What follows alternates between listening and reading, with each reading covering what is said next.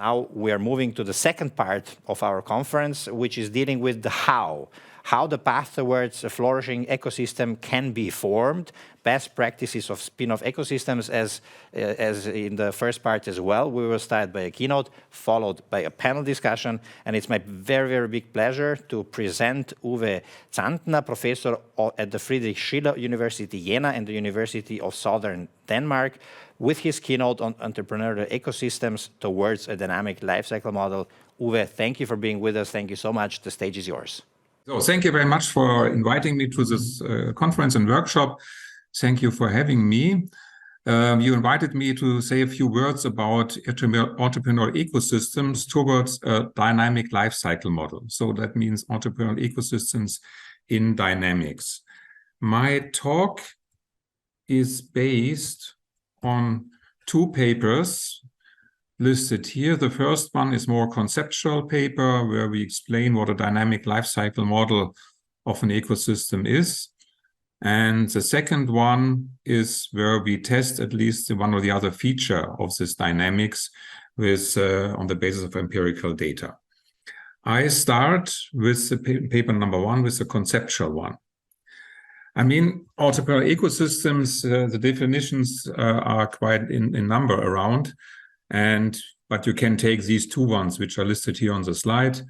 First one, it's a combination of social, political, and cultural elements within a region that supports the development and growth of innovative startups and encourage nascent entrepreneurs and other actors to take the risk of starting, funding, and otherwise assisting high-risk ventures. Very clear what it is. And also the second definition by Aldrich and Belitsky is more or less the same, a complex system of interactions between agents within various socioeconomic, institutional, and informational contexts which generate more new businesses and growth. I mean, these are, I think, the two definitions which cover quite nicely what these ecosystems are all about. And important is it is related to entrepreneurship. Now, the state of the art of research on that topic is that analysis of actor types, their attitudes, their motivations are there, of activities, what they do, of resources and infrastructures, what they use, of the boundaries and the structures of these entrepreneurial ecosystems. This is very abundant, and we have a large literature on that. In a nutshell, there are some criticisms on this type of research. The first one is that this research is mainly static in nature, and we need a dynamic analysis. Secondly, the complexity of the dynamics is not really taken into account. It's not simply founding firms. It's also more other dynamics which play a role. Competition between founding a firm and doing innovation activities in a different way. You will see that in a minute. And also the contextual sensitivities of these ecosystems are often not taken into account. And therefore, one needs to go more into a dynamic description of entrepreneurial ecosystems. And we took up this criticism and tried to work on that. Our solution or our suggestion how to tackle this problem is based in an evolutionary approach towards entrepreneurial ecosystems. And there we refer to Mack and Meyer, which discuss certain stages of entrepreneurial ecosystems: birth, growth, sustainment, and decline. You will see that later. And also Auerswald and Dunny, who look at specific trajectories which regional entrepreneurial ecosystems take. And this is what we did in the conceptual paper. Our suggestion is a life cycle model of an entrepreneurial ecosystem, and it is driven by the following questions. How do ecosystems, and in particular entrepreneurial ecosystems, emerge, and how do they evolve over time? Secondly, are entrepreneurial ecosystems artificial and thus created from scratch, or do they evolve by chance or something in between? We'll have a little bit of an answer to that. And do entrepreneurial ecosystems follow an archetypical life cycle model from birth and initial phase towards phases with increasing population up to a maximum, followed by a starving decline and a potential reemergence? The potential reemergence is important because this is often a missing link in life cycle models. What is our dynamic lifecycle model all about? First of all, we assume that there are entrepreneurial firms, startups, spin-offs, but there are also established firms, and they coexist, and both go for innovation. And they linked together to some degree within a broader ecosystem. We want to explain how such ecosystems arise and how they develop over time. We want to exploit the concept that a new idea which is given externally can be put into the market externally by a new firm, but it can also be done internally by an established firm. And in this sense, we distinguish between intrapreneurship and entrepreneurship.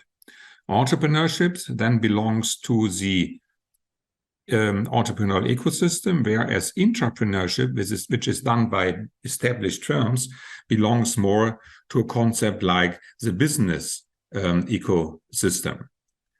Therefore, we have these two types of ecosystems. They develop over time, the entrepreneurial one by new firms, the business ecosystems by established firms. But these two ecosystems are connected to each other by the decisions to exploit a new idea, either externally, startups, or internally by a business firm. Now, the connections are twofold. First of all, newly founded firms, new firms in the entrepreneurial ecosystem get older and grow. And by that, they automatically become a member of the business ecosystem. Secondly, in established firms, sometimes you have decisions not to pursue a new idea within the established firm, but to go for a spin-off, to found a new firm. And then these activities, of course, contribute to the entrepreneurial ecosystem. So you see these two ecosystems, they are in correspondence to each other. There seems to be a relationship which is interesting for us. Now, there is a basic model in this conceptual paper, which is not formalized. It's a thought experiment. And it runs in principle in the following way. I will not go much into the details, but I show you a graph how that in the end looks like. And as said, inventive, innovative activities are either done with new firms or established firms. The way to economize on a new idea is either via entrepreneurship, new firm, or intrapreneurship, established firm. And these two types then belong to the ecosystem, which is entrepreneurial or which is a business one on the other hand.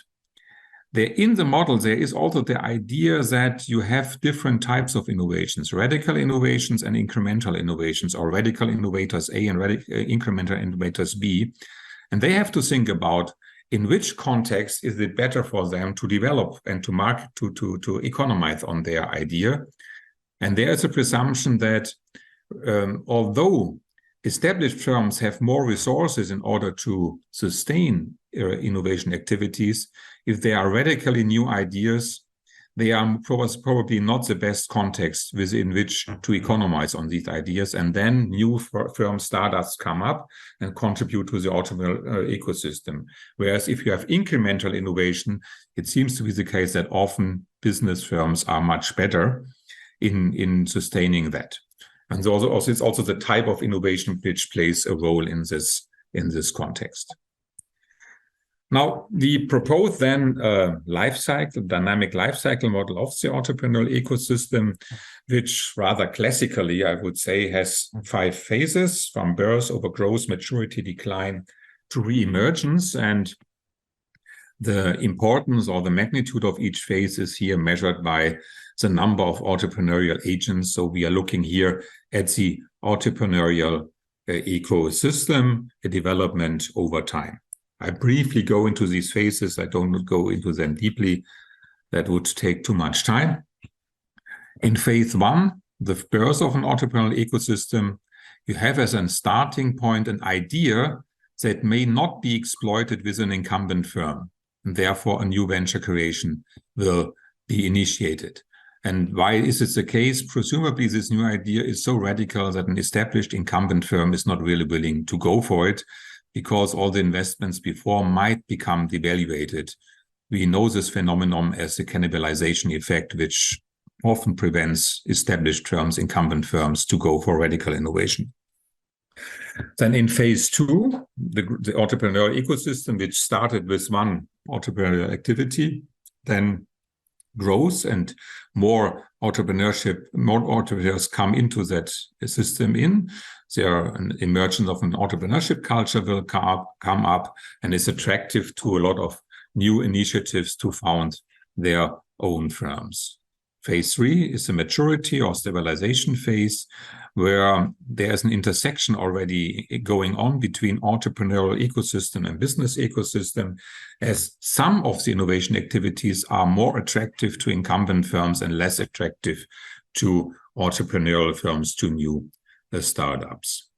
Phase 4, then the decline of the entrepreneurial ecosystem starts, and the innovative ideas are more and more pursued in incumbent firms and less, if at all, at or within new or via the new startups. And then you have phase 5, the re-emergence of an entrepreneurial ecosystem. Now you have a system where the business ecosystem is very strong and the entrepreneurial ecosystem is very low, very small. And then a new idea comes up, which is again very radical. And this is not suitable to the established firms. And then a new startup will come up in order to economize on this radical idea. And then a new cycle of the entrepreneurial ecosystem might start. So there's a direct connection to phase 1 of the new cycle. Now, if you want to stylize that a little bit, and I have to be careful with this graph, you can think of the business ecosystem consisting of big established firms and the entrepreneurial ecosystem consisting of newly founded, very, very young firms. You can see that they interact in a way that, in the sense that one ecosystem is building up in importance in number of actors, whereas the other one declines in the number of actors or activities, and the other way around. So you have a going up, you have a going down, which already indicates that there is a negative relationship between the activities which are of an entrepreneurial type and the activities which are of an intrapreneurial type. And this is a suggestion of the conceptual model, that this is a driving dynamic pattern of these entrepreneurial ecosystems in correspondence to business ecosystems. This leads me to the second paper, because you might say, okay, maybe a nice idea, but how far is it away from reality? Do we have something like that, what I just suggested to you? And I can show you some evidence. Again, with the starting graph you know already, these two ecosystems which are in correspondence to each other, the established firms in the darker brown, and the green line for the actors in the entrepreneurial ecosystem. Now, do we find something like this in reality? I have here 4 examples. Ecosystems, 4 cities in Germany, roughly the same size. Jena, my hometown, Erlangen, close to Nuremberg, Reutlingen, rather close to Stuttgart, and Göttingen, very much in the middle of Germany. And you see in dark the entrepreneurial activities within these regions, and in light gray you see the intrapreneurial activities. So the dark line represents the strengths, the quantity of the entrepreneurial ecosystem, whereas the gray line, light gray line, represents the strength or the quantity of the business ecosystem. And you see that in these 4 cases, very nicely for Göttingen, when intrapreneurial activities go up, entrepreneurial activities go down. The same for Reutlingen, this goes down, and then we have here a line which goes up, then also is going down. For Jena, going up, where the other is going down, and then some more parallel development, and something similar to Erlangen going up, and here slightly going down. So this interaction between the ecosystems in a quantitative way seems to take place in at least in these 4 cases. Now you might ask, how do you measure that? Now, for the entrepreneurial activities, we have measured that by the number of high-tech startups in the respective year. You see it goes from 1993 to 2016.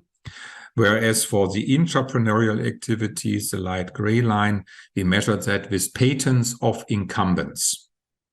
So different measures in order to quantify that, but also to get grips to the number of activities, not only the number of actors, because the actor in one established firm is one actor, but it has a lot of activities which then could be measured by patents. Whereas for a startup, we simply assume that there's only one activity which has led to this startup, which is an assumption, which is of course not always the reality. Now, we wanted to test that. I mean, these were 4 cases. 4 cases is nice, but it does not tell you the whole story. And then we derived 2 hypotheses for the dynamics of the ecosystems. The first one is that innovative entrepreneurial activities negatively affect intrapreneurial activities within an ecosystem. And second, intrapreneurial activities negatively affect innovative entrepreneurial activities within the ecosystem. So just these developments which are running against each other are hypothesized here with these two suggestions or hypotheses. Now we did this analysis not only for these 4 cases which I showed you on the 2 slides before. We did it for 22 ecosystems. You see them here from Germany, most of them in the western part, some of them are in the eastern part. These ecosystems, these cases are comparable in terms of the number of populations, something around 100,000 inhabitants, a little bit less, a little bit more. And they are also similar in the numbers of entries taking place, so startups, and in the number of incumbent firms. Now, there should also be a correspondence. So the size is roughly the same because we want to avoid to compare very small and very large ecosystems. And for a first run of empirical tests, I think this is it should be convincing to do it this way. Then we set up 2 estimation models, number 1 for the hypothesis 1, number 2 for hypothesis 2. And we simply run intrapreneurial activities against entrepreneurial ones, or entrepreneurial ones against intrapreneurial ones. So one way around, the other way around. And then we have quite a number of control variables which belong to both models. These are control variables which are related to the region. We control for small and medium-sized firms and their entrepreneurial activities. We control for the regional performance, for the regional density, how many population is in this region, and we control for the scientific orientation. Is it a science-oriented with a lot of science institutes, universities, research institutes, and so on and so forth. And then we have an additional set of controls, these ones here, the orange ones, which look into research organizations, mainly universities, and look what they do, because universities are also often a source of entrepreneurial activities which do not then belong to this cycle between entrepreneurial ecosystem and business ecosystem. So we have to control for that. We look for their entrepreneurial activities of research organizations. We look for their industry orientation, and we also look for their scientific performance with proper measures. And then we estimate these 2 regressions by first OLS, ordinarily squares panel regression with fixed effects, and then we have a robustness check by Poisson panel regression, also with fixed effects. These are the variables which we use.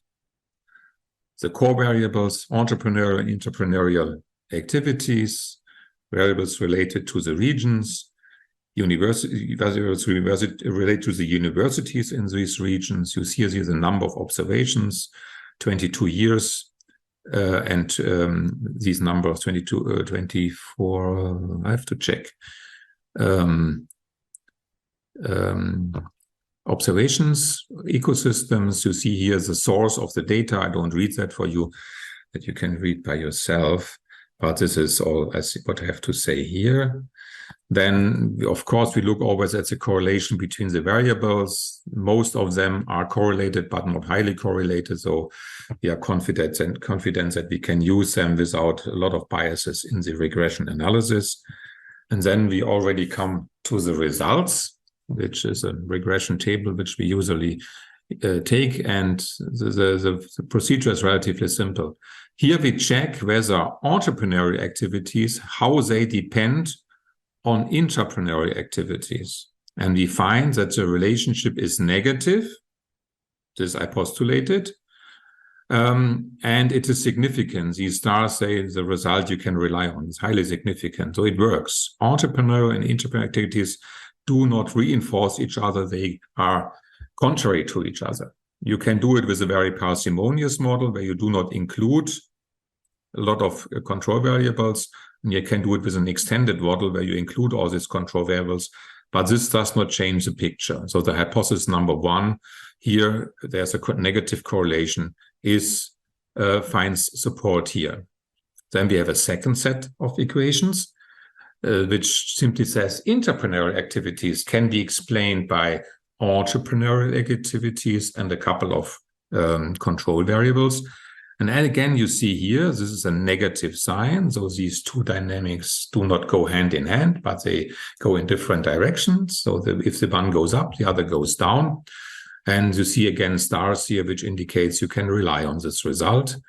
And if you include the control variables here, then this does not change the result in terms of sign. It does not change it in terms of significance. So coefficient comes a little bit smaller, which also holds here for the first model, which we have. Now, this is one set of regressions. Hypothesis one is find support. Hypothesis two, find support. Usually you have then this robustness check with a different type of estimator here, Poisson panel regression approach. I do not go into the details of this approach, but if you look into the results, you see in principle, again, a negative relation between the two activities, significant. If you include control variables, the coefficient goes down a little bit. And the same holds also for the entrepreneurial activities. On this side, negative coefficient, significant, more controls do not change the result. So we have a robustness here for our results from the OLS regression in terms of we find support for our hypothesis. Now, what does this mean as concluding remarks? We suggested a dynamic model of entrepreneurial ecosystem, which is very stylized and very abstract.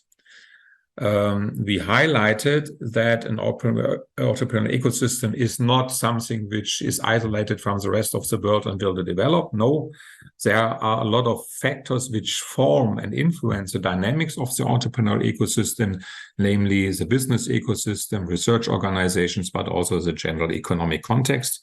And we took that into account, especially in our empirical analysis. The results are promising. Before I stated the hypothesis find support, I would say the hypothesis find first support. We could do more on that in order to prove our results in a more sophisticated way with more sophisticated data. One has to confess that some of the indicators which we use, we could improve on them. On the other hand, we also did not show that there is as in the stylized model, first the entrepreneurial ecosystem goes up, then the business ecosystem goes up, and then there's an overtaking all over the time. We only show partially that there's a negative relation between the two, but the cycling effect, which the theoretical model generated, is not identified yet. So we do not have full cycles. And of course, the indicators which we use are only proximate. One should dig deeper, especially when it comes to intrapreneurial activities and when it comes to distinguish between radical innovations and incremental innovations, which are highlighted in the conceptual model. But this distinction as yet is not included in the empirical model. That's it from my side. I hope I was in time. I think it's quite well. Thank you very much for your attention. Thank you, Uwe. We have two questions from the audience for you. The first question, could you please elaborate on the reasoning underlying H1 and H2? Why should increased funding activity negatively affect patenting activities? That was in the empirical results. Yes, I'm not sure what Peter... I presume so. Yeah. Yes. Otherwise, I haven't talked about that. Just being back here. Oops, I was too fast. So why should increased funding activity negatively affect patenting activities? I have to confess, we do not have funding activities here. Founding, sorry, this mispronunciation reminds me. Founding activity, not funding activity. Founding activities. Yes. Naja, if you are at the beginning of a new technological regime, which is a regime which should